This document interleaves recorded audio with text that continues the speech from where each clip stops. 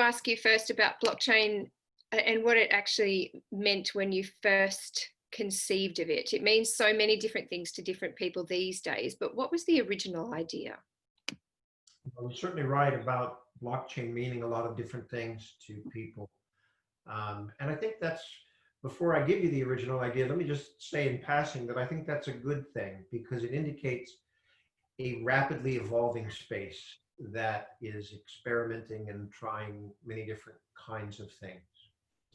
But if we were to go back to those early efforts, the real goal was to create immutable records, not necessarily records of financial transactions, the transfer of money in the case of Bitcoin or something like that, but really any sort of record. And the concern that we had at the time was that with paper records, it was not too hard to detect evidence of tampering with records.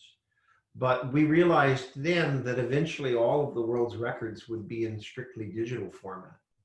And so the concern was, is there a way to create an immutable digital record? Meaning somehow to bake in, if you will, the immutability right into the digital ones and zeros. And that was our big concern. We were concerned about a world where you wouldn't be able to trust any of the documents you were looking at. You'd always question whether this really was the original document or something just altered a moment before you saw it. And kind of bothered me to think about living in a world where it was hard to know what was true and not true. And I had no idea, and don't mean to cast any aspersions on the current political debate that we see in the United States with respect to knowing what's true and not true. But at any rate, we wanted to avoid that as much as possible. And so that was our motivation. Okay, amazing. Obviously, blockchain went to sleep for a little while before rocketing to stardom alongside Bitcoin. And the two have been fairly inextricably linked since, really. Do you think that without Bitcoin, the idea would have been reborn in a different way? And do you think the association with cryptocurrency is helpful or harmful to the bigger concept? Well, there's a lot packed into those questions, so let me try to deal with them one at a time. First of all, I think it's important to understand that the author of Bitcoin added a great deal of additional value in, and I'll just say his, because Satoshi, if we take the name as a given, it's a male name in Japanese, but so just as shorthand, let's say Satoshi's ideas are very fruitful ones. He doesn't necessarily mean that he got everything right, but it created a lot of activity in the space. And so I don't mean to diminish at all what was added by his work on top of the earlier work that we did.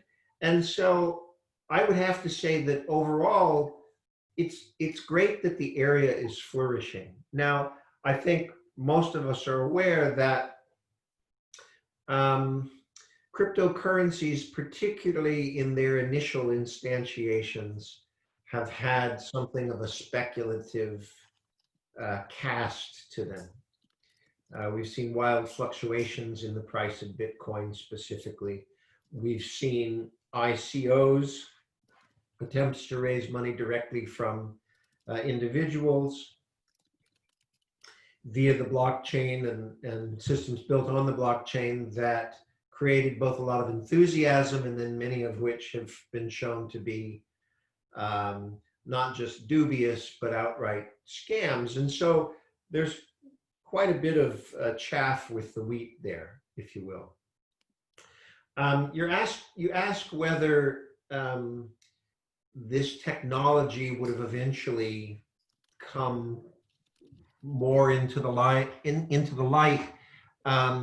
in the absence of Bitcoin. And I'd have to say, I think it would, because The notion of the need for an immutable and distributed record is, I really believe, fundamental as we think more and more about, particularly in these times of COVID, at least here in the States, of how we have to handle so many things that we took for granted as face-to-face interactions, that we now have to handle them virtually. The need to rely on digital records and ways of mediating virtual transactions, I think it was all but inevitable that people would turn to this sort of decentralized, replicated database that is cryptographically assured of being immutable. I think that was pretty much unavoidable. But Bitcoin certainly accelerated its advent, and if that means that it came with a, some good reputation and some bad reputation, well, that's just life, and you just push ahead. Yep, fair enough. So as the debate, well, not really the debate, as the concept has been more widely sort of talked about and discussed and accepted over time, what do you think have been some of the useful additions or contributions over and above what may have been the original concept, either by yourselves or by others? Sure. Well, clearly the the token concept, the idea that we could have a sort of free-floating currency that could be used amongst a community of people without reference to national governments and their fiat-backed currency, that's a big idea. The whole token notion is a big idea.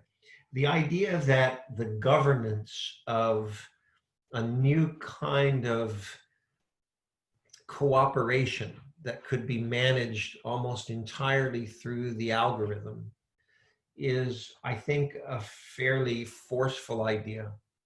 That doesn't mean that it's fully developed. And again, this is part of my, if you will, love-hate relationship with the existing state of things, is that there's quite a bit of promise, there's a lot of potential, but much of it is unrealized. And there's a perception that much of its promise hasn't been fulfilled. And so people are starting to ask, well, is that because there was really never, it was overhyped to begin with and there was never really that promise inherent? Or is it simply that it will take time to gradually come into its own? And my own beliefs are on the latter side of that, that it's simply early days, and that this concept of the transmission of value in a peer-to-peer way, that's really what I'm calling the token, and the concept of governance that is handled in a kind of real-time automated fashion rather than through traditional mechanisms of corporate structures. Again, a very powerful idea, and I suppose we could quibble about who contributed what aspects of what, but I don't know that there's any need to. There's plenty for lots of people to be given credit. Mm-hmm. Yeah. Yeah, I mean, you say that the idea was hyped, and it definitely was. It was sort of all that anyone could talk about for a few years there was blockchain and what would happen next. What is it, do you think, about the idea of a blockchain that really caught people's imagination? Because there is just so much of it for such a long time, wasn't there? Well, again, I think in the early days, it really was, we have to concede that some of it was purely the sense that some people that bought Bitcoin early and sold it at the right time were suddenly overnight millionaires. That often attracts attention. But I also think that people were excited about the fact that technology was suggesting that there could be new ways of people interacting without centralized authorities. And that opened up just a great deal of imaginative thinking, trying to kind of reconceive the world and ask in each case where we currently have a central authority that mediates interactions, whether that's a central banking authority or a governmental authority, asking, gee, is it possible that we can now have a world that doesn't have any of those central authorities in it? That's a very intoxicating intellectual exercise. So I think the combination of get rich quick schemes and true intellectual innovation were the two things that really fueled the attention. Okay. So what have been some of your favorite applications of blockchain that you've seen as you've moved through the last decade or two? Well, I'd have to say that there's certainly some higher profile things that I can cite, but many of the things that I find of value for the long haul are really less glamorous than what we often see in the media. So let me offer a couple of cases. Let's talk first about what Bitcoin was trying to achieve, the idea of a peer-to-peer system of cash that could allow individuals to transact without a central bank or a central government to issue a currency. I still think that that has enormous viability. It doesn't mean that I necessarily think Bitcoin is the final, the be-all, end-all. I often want to note that from my perspective, we should think of Bitcoin as kind of the opening act when it comes to the idea of digital currencies and not the final word. And so one thing that I'm particularly interested in the potential of are so-called stable coins. And this is sort of Bitcoin without the chance to make a killing because the value doesn't change much. But again, when you dig into this situation that isn't quite as exciting because of the chance of overnight riches, but when you look at all sorts of processes in business and finance that have quite a bit of cost or friction in managing the transactions, stablecoins offer the promise of being able to deal with those same transactions almost at close to zero cost or friction in the system. And that's just a healthy thing in the fundamental sense that when we trade goods and services, when the trade of goods and services amongst us on a peer-to-peer basis increases, pretty much everyone prospers from that kind of situation. So, the whole currency idea is one that I think has plenty of long-term potential. I find personally fascinating, but it's not necessarily the early cryptocurrencies that I'm necessarily talking about ones where the value doesn't fluctuate much at all and no one's going to, make a killing on a market, but we can all benefit from the lowered cost of simply interacting with each other. Another area that is very interesting to me are any of a number of existing business ecosystems where the criticism, if you will, is that the data amongst the different parties in the ecosystem is held in what's now come to be pejoratively called siloed data centers. And what they're getting at is data that's proprietary to me, that's in a particular format, and then in order to do business or some sort of social interaction with others, I have to convert it over to their format, and they keep their copy of the records, I keep a different copy of the records. And instead, the notion of a blockchain, which is a common data store of the information that we collectively use within a given ecosystem, that we could have a single shared record of transactions, again, suggests that there are lots of new value-added applications that can be built on top of that. Now, maybe I've been too theoretical in what I've just described, so let me just offer clearer cases. I'm talking, for example, about the supply chain of, and let's take food as an example. How do you know by the time the food makes it to your grocery store or to your kitchen table that what is claimed to be, I don't know, Chilean sea bass from, the Pacific isn't in fact some other species of fish grown in a fish farm in upstate Connecticut. Connecticut being somewhat of a pejorative term here, I don't know what the equivalent might be amongst your listeners. Being able to track things all the way from their source from their origin to how they reach your table is something that hasn't really been possible, again, because back to this siloed concept, each person in the food value chain has records that are in their own format and useful for their own particular business, but no one as a result has a complete end-to-end view of where things have come from. This can also be valuable when you're trying to detect counterfeit goods. And you may think that counterfeit goods is sort of about the luxury good business, and all it means is finding out that Gucci purse that you got at a bargain price really isn't a Gucci purse.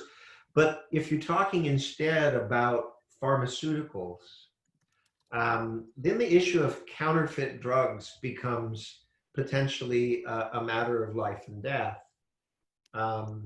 And so I think those are great areas where a single shared database that everyone from inception to the end of the supply chain can know that they're dealing with authentic goods is a very valuable thing. We've also taken interest in something called self-sovereign identity. And what that means is, right now, in order to prove who you are, you have to rely on this or that government agency or this or that university that you attended or whatnot. But the notion that you could, in essence, establish your identity independent of having to depend on these external corporations and kind of be able to carry your identity with you to prove what you need to prove as you go about your day, I think is a very empowering one for individuals. And so that's another area that we have interest in. Having said that, self-sovereign identity is probably another good counterexample of something that has been so hyped and touted and to date really has not delivered on the promise of delivering much benefit. But again, it's something that we think still has potential if done right, and that, again, we continue to actively track. Part of what I should just note in passing is, while I have a real academic and sort of personal pride interest in seeing blockchain benefits come to light, particularly ones that kind of enhance the power of the individual, I also wear a different hat now, where we invest in blockchain startup companies. And for that, we have to answer to our investors. We can't tell them that it's a really exciting idea that we've invested in. We have to say that, yes, it may be exciting, but it also probably will actually become a profitable business. And that puts a little bit of a different lens on what I get interested in. So as I mentioned at the start of your question, I'm often interested in things that are a little bit duller uh, than those that grab the headlines, because all these things do is simply solve a problem um, with the technology sort of in the background, kind of underneath the hood. And yet, to me, sometimes those are some of the very best solutions. It was often said in the early days, for example, of the internet, that the internet protocol, the so-called TCP/IP protocol, is something that in the early days of the internet, just about any practitioner that used the internet was highly aware of it. But now that the internet has become a commonplace, the TCP/IP layer, if you will, has become so submerged underneath the applications that people actually interact with that people are almost entirely unaware of the underlying protocol. And I see that as the real victory of TCP/IP. When it becomes obscure because everyone counts on it and it's become subsumed in the infrastructure, that's when it's won. And I think similarly, blockchain will win in many situations where you're simply not even aware that its benefits are being used underneath the hood, so to speak. The pipes and plumbing, if you will. Right. We've had two people ask the same question, so I'm going to take that one now. It's around stable coins, and they're asking about Libra, Facebook's Libra. What are your thoughts on the future of that, considering especially the fact that some of the bigger names have pulled out?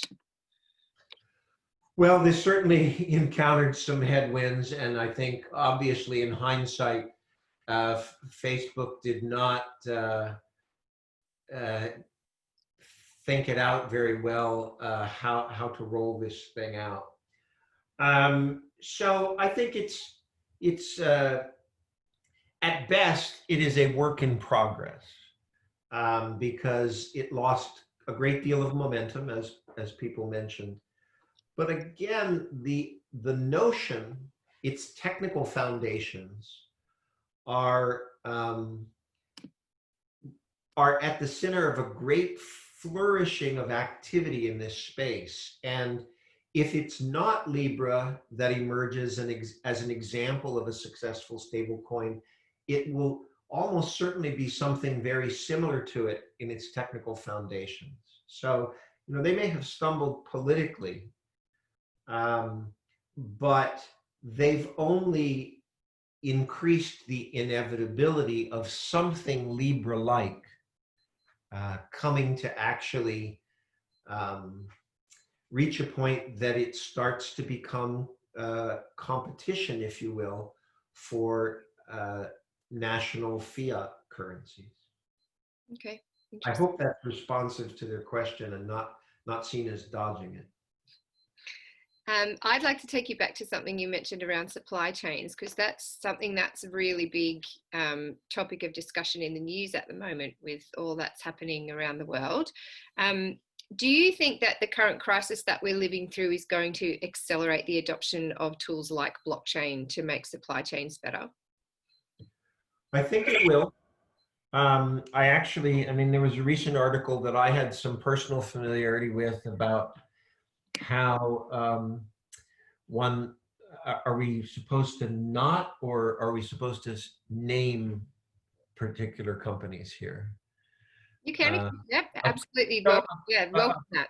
A project that IBM had pushed that is blockchain based has really helped accelerate the provisioning of supplies that are in short, that are scarce in some areas and needed, but that are sitting abundantly in warehouses in other areas. But I think more broadly, what the pandemic, if you'll allow me to segue, what the pandemic teaches us is that many of our assumptions about how to interact as a society may well have to become more virtual in the future. And the chance to revisit assumptions about how we interact with each other in a face-to-face setting, and asking, how do we preserve the essential characteristics of trust and other aspects of the social interaction? How do we preserve those when we're interacting virtually? I mean, look at what we're doing right now. We're in a Zoom conference call. That it affords a great opportunity for not just the cryptographic aspect of blockchain, but a whole series of mathematical innovations that can broaden our assurance of trust amongst parties, even when we're not physically together. I think there'll be a great flourishing of that, and the current situation only seeks to kind of expose what's possible and accelerate its adoption. Yeah, that's really interesting. It reminds me of an anecdote that you shared when you were here a couple of years ago around, I think it was the UN using blockchain for around movement of people. Is that something that you have seen more of in the last couple of years since you were here? And is that something you think will continue to grow?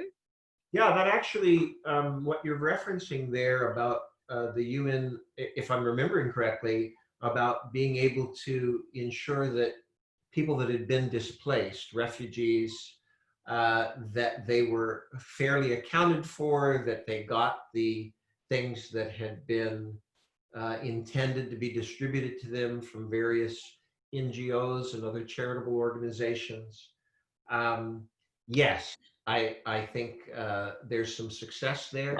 And I think it does actually go back to what I said about self-sovereign ID, to be able to carry around identification that says who I am and what my history is, independent of whether a particular institution um, can be reached in a time of stress or dislocation or crisis. Yeah.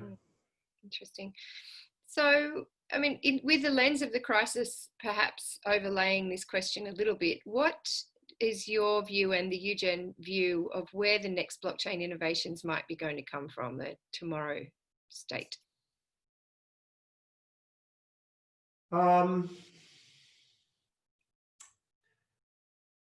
Okay, I like that question. I guess my answer would be, rather than to give an answer, let me suggest a method for how you can discover your own answers in areas of expertise.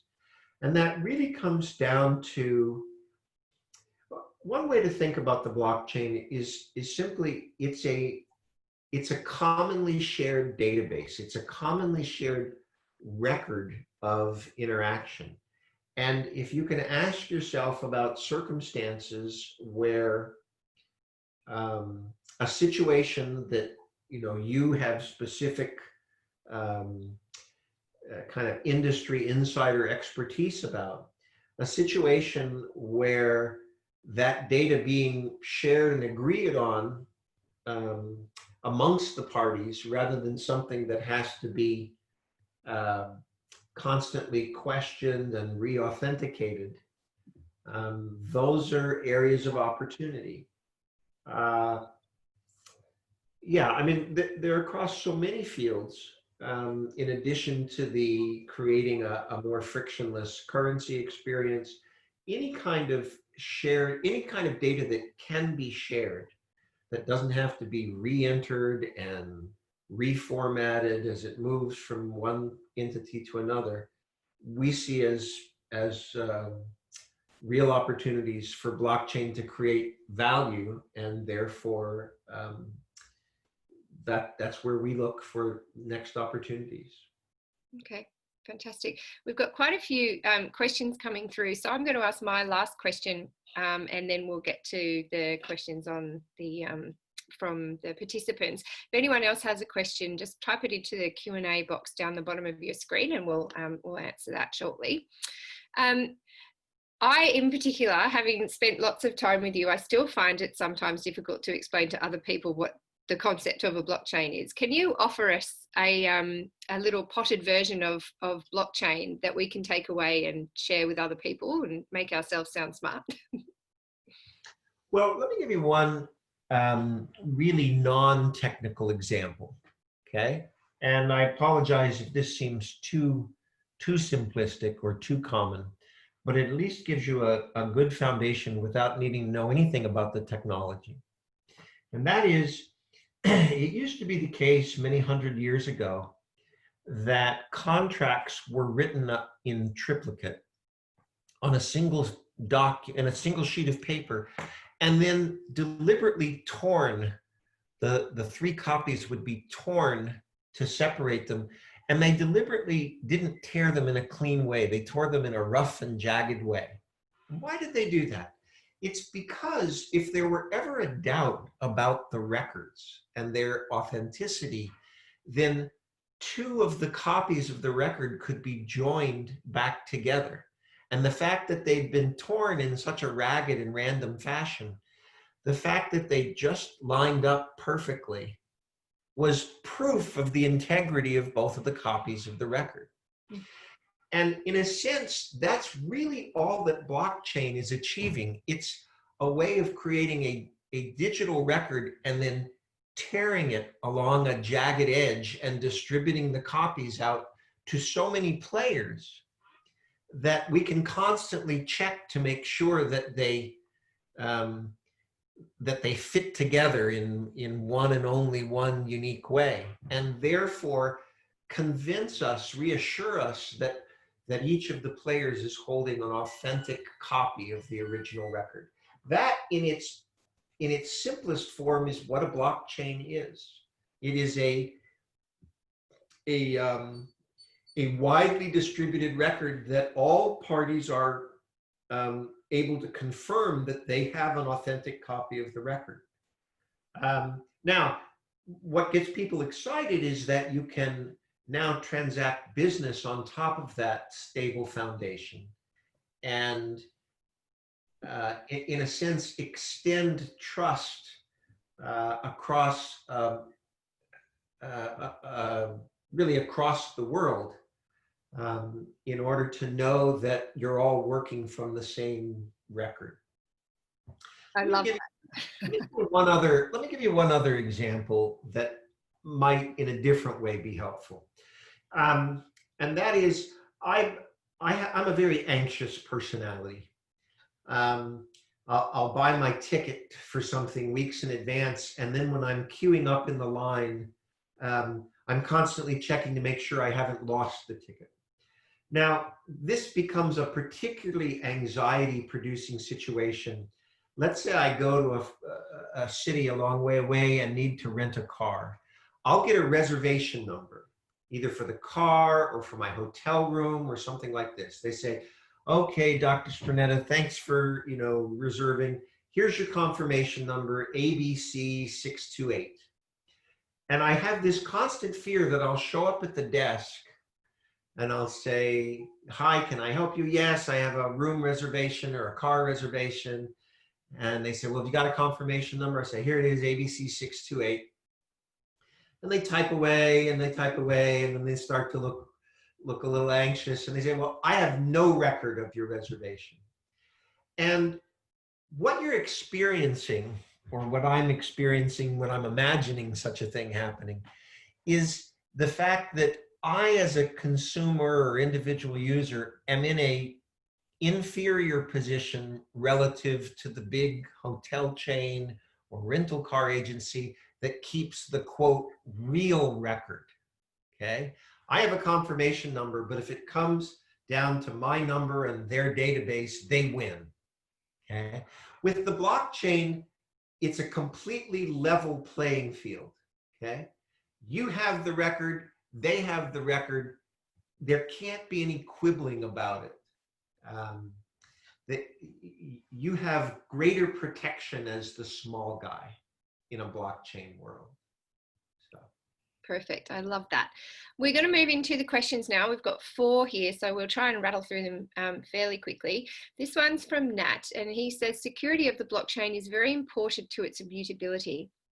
What are your thoughts on POW and POS? And I don't know what those acronyms stand for. Perhaps you could Proof explain of that. work and proof of stake is what Nat is asking about. And my thought is that these are actually one step removed from the integrity of the system. They're really about mechanisms for creating incentives for various players to hold on to the records, uh, because they have monetary incentives for valuing the records.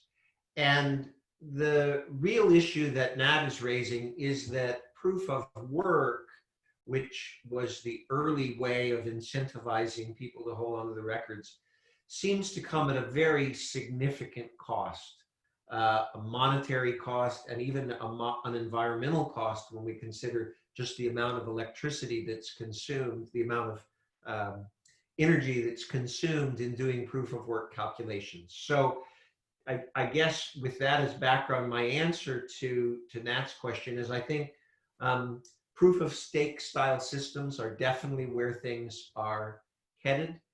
And there's lots of innovation that can be done in that area. I don't in any sense view proof of work as sort of the final way it has to be. Again, for those that are not familiar, proof of work is related to the so-called mining that's involved in Bitcoin and similar currencies. And my response to that is I don't think that the proof of work is essential to the integrity of the system. I think there are far better ways to operate. Okay, fantastic. Thank you. This next question is from John, and he says, will big tech own blockchain or will it be democratized?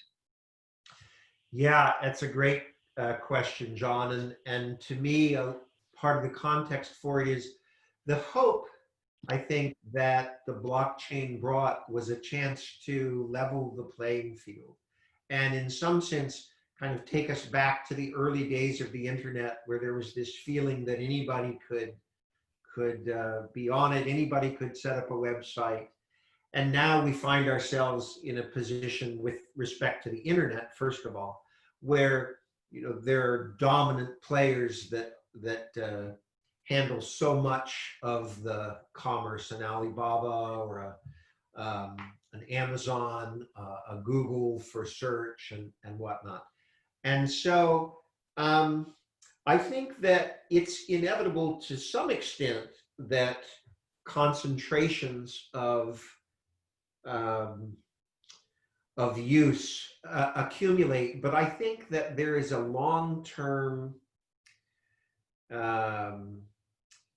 decentralizing power that is inherent in the way blockchain and related technologies work, that I think there's reasonable cause for optimism over the long haul.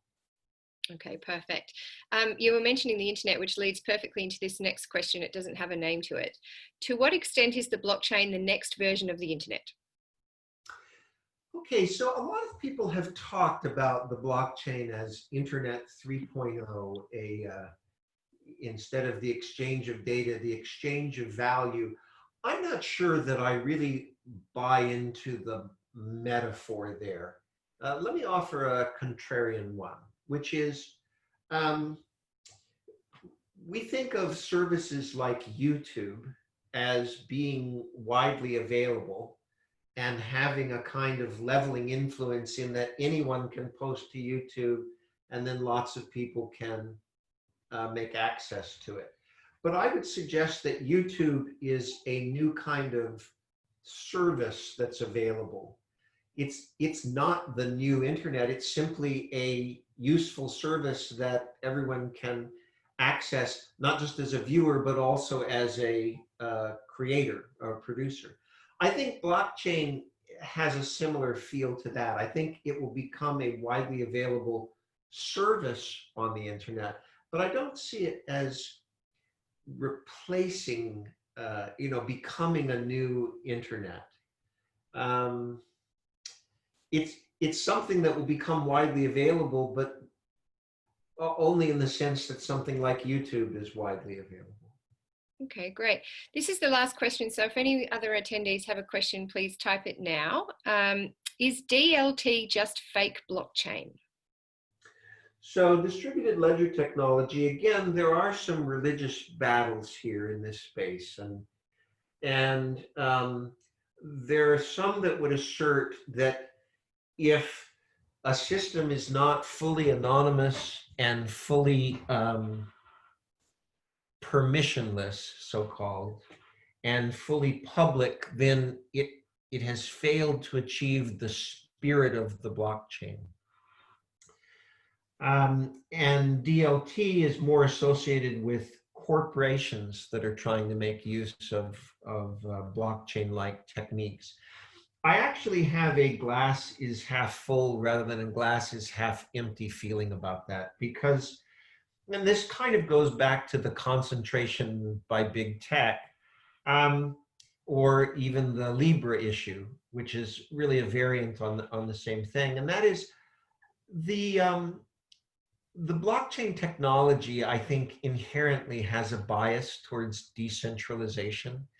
And so even though DLT, distributed ledger technology, is sometimes seen as a kind of fake blockchain because it doesn't fully empower individuals, I think it's really inevitable that over time it will. That, let's see if I can say it right. Even though big tech may be amongst the early adopters, it has its own power to kind of point out how many things can be done without a concentration of capital or power. And so I don't see that as a step backward. I see it as a half step towards a future that I think most people would see as being a better one. We just need to be a little patient. Okay. This is a bit of a cheeky one and particularly relevant to us here in Australia. Do you have any comments on the DLT project that's going on at the Australian Stock Exchange at the moment? Well, I know it's been underway for quite some time. And I think that's led to some criticism about when it will actually deliver long-term value. So you're right, it is a little bit of a touchy area, and I tend to,